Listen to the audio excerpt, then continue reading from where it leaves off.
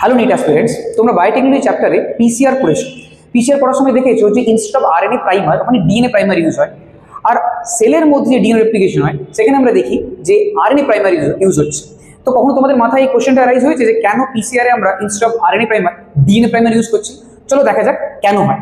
আমরা পিসিআরে যদি RNA primer use করি, আরএনএ প্রাইমার কিন্তু খুব লেস স্টেবল হয়, ঠিক আছে, অ্যান্ড তার সাথে খুব ফ্রেজাইল হয়।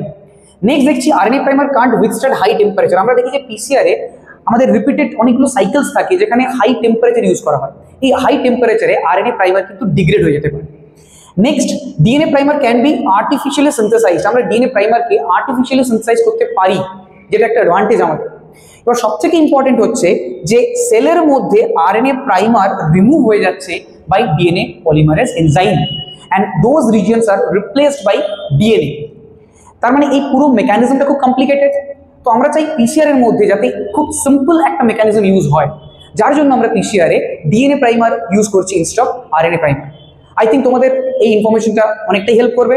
এই ধরনের আরো ভিডিও দেখার জন্য তোমরা বায়োটেক একাডেমি চ্যানেলকে শেয়ার এন্ড সাবস্ক্রাইব করো। Thank you.